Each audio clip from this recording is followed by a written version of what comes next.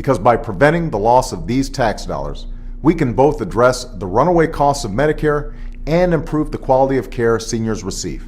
And we can crack down on those who prey on seniors and take advantage of people.